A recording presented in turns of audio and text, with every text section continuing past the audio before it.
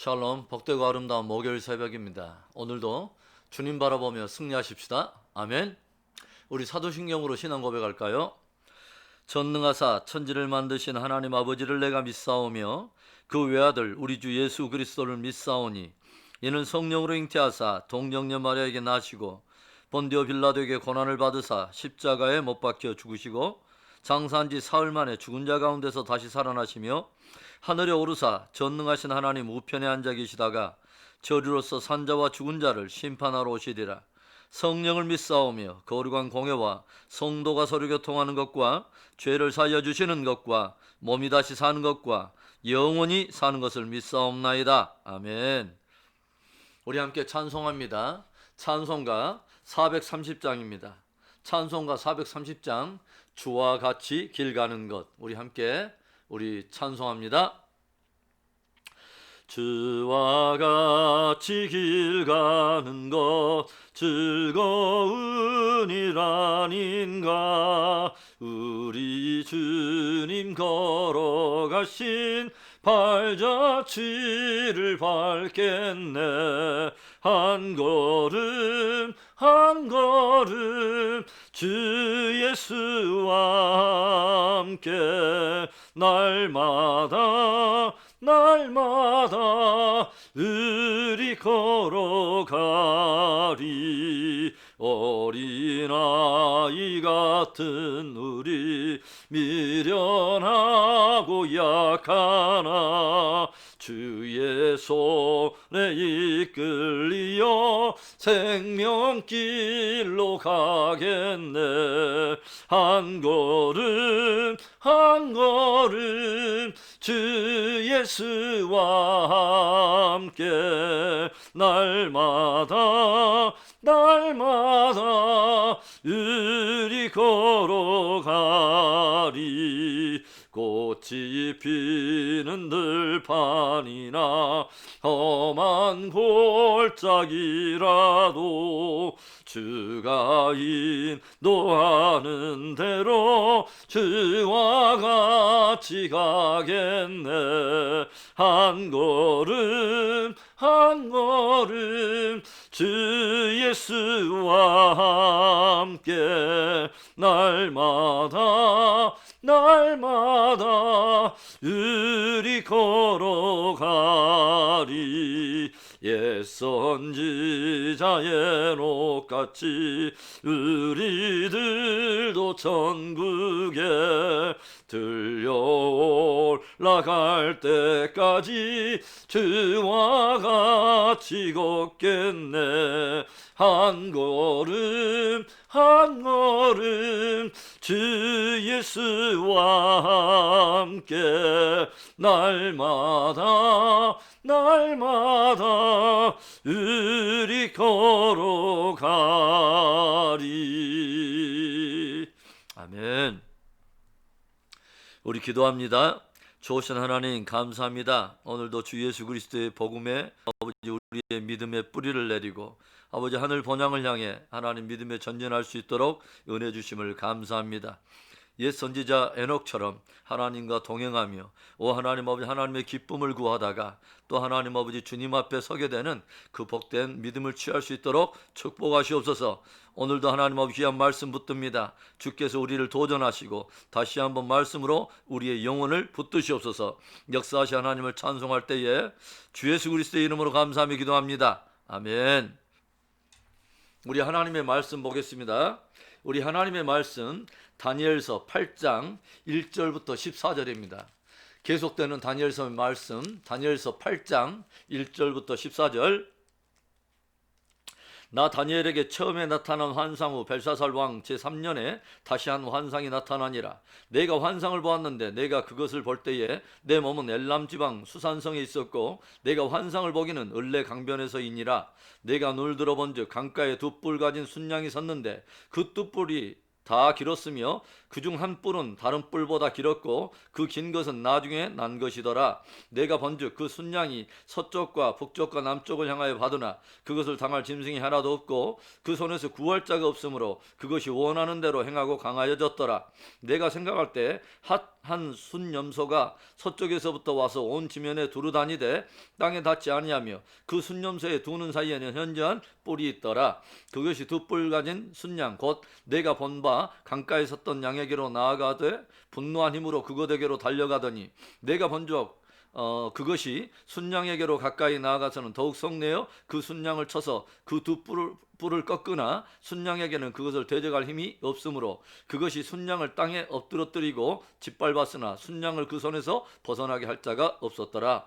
순염소가 스스로 심히 강대하여 가더니 강성할 때 그 큰 뿔이 꺾이고 그 대신에 현저한 뿔 넷이 하늘 사방을 향하여 났더라. 그중 한 뿔에서 또 작은 뿔 하나가 나서 남쪽과 동쪽과 또 영화로운 땅을 향하여 심히 커지더니 그것이 하늘 군대에 미칠 만큼 커져서 그 군대와 별들 중에 몇을 땅에 떨어뜨리고 그것들을 짓밟고 또 스스로 높아져서 군대의 주제를 대적하며 그에게 매일 드리는 제사를 없애버렸고 그의 성소를 헐었으며 그의 악으로 말미암아 백성이 매일 드리는 제사가 넘긴 바 되었고 그것이 또 진리를 땅에 던지며 자의로 행하여 형통하였더라. 내가 들은즉 한 거룩한 이가 말하더니 다른 거룩한 이가 그 말하는 이에게 묻되 환상에 나타난 바 매일 드리는 제사와 망하게 하는 죄악에 대한 일과 성소와 백성이 내준 바 되며 짓밟힐 일이 어느 때까지 이를까 하며 그가 내게 이르되 2300 주야까지리니 그때 성소가 정결하게 되리라 하였느니라. 아멘.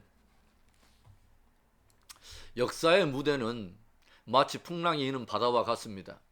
다니엘은 환상 속에서 바다에서 올라오는 네 짐승을 보았는데 이것은 세상이라고 하는 무대 위에서 등장하게 되는 네 왕 또는 네 나라에 관한 환상이었습니다.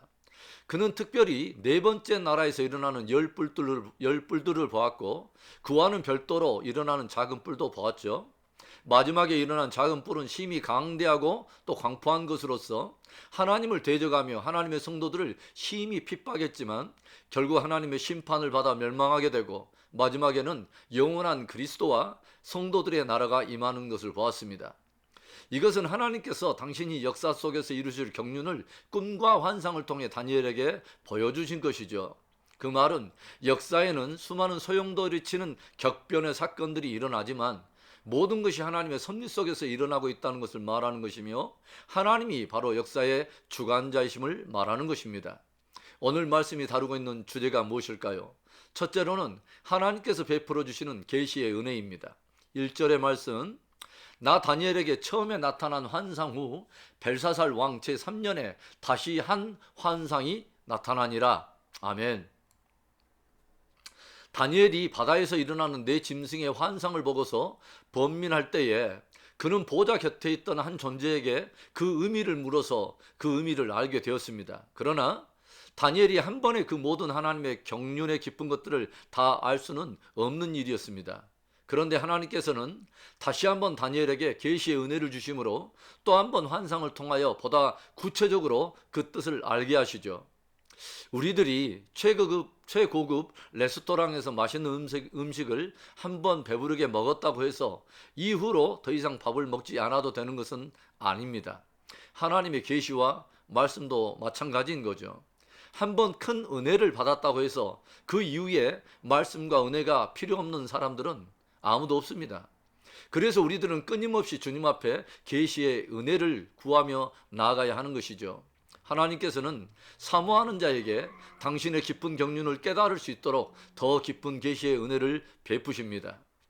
계속해서 다니엘이 하나님께로부터 받은 환상으로 인해서 연구하고 묵상하여 구하니까 하나님은 더욱 그에게 섬세하게 보여주시고 깨닫게 해주시더라고 하는 거죠.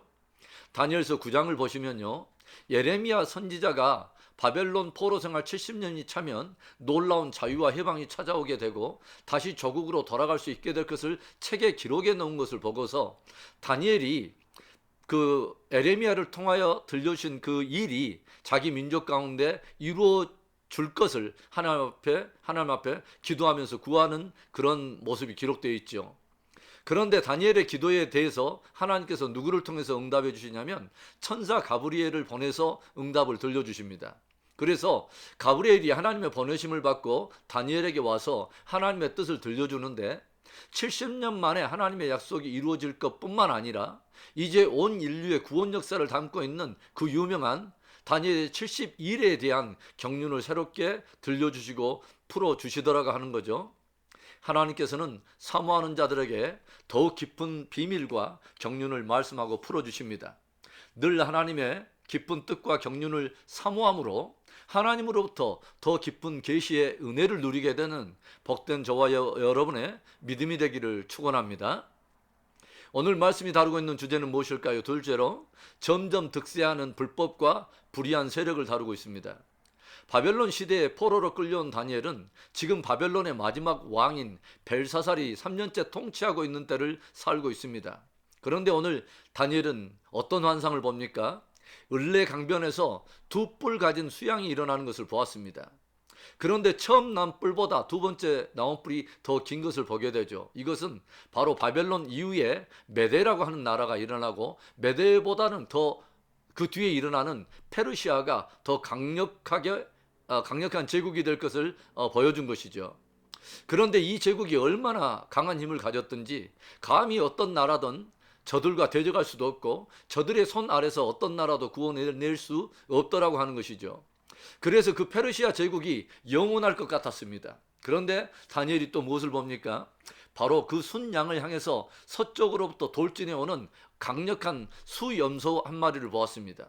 그리고 그 순염소가 그 두 눈 사이에 난 현저한 뿔로 그 두 뿔 가진 순양을 받아서 그들의 뿔을 꺾어버리더라는 거죠. 이것은 헬라의 알렉산더에 의해서 페르시아 제국이 무너질 것을 보여준 것입니다. 그래서 헬라, 곧 그리스 제국은 영원할 것 같았습니다.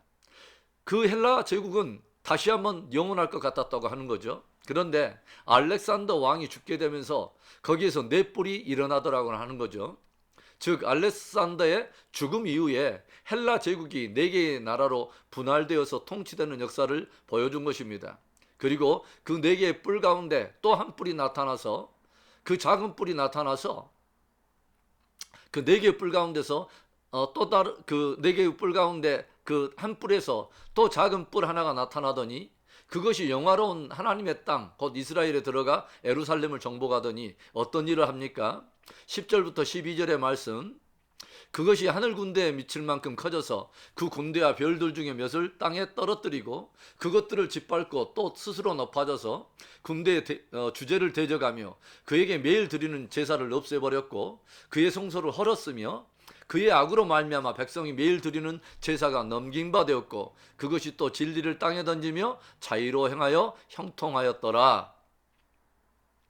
여기에 등장하는 작은 뿔은 셀루쿠스 왕조에서 일어났던 안티오쿠스 에피파네스 4세를 말하는 것으로 마지막 역사에 일어나게 될 적그리스도의 모형과도 같은 존재입니다.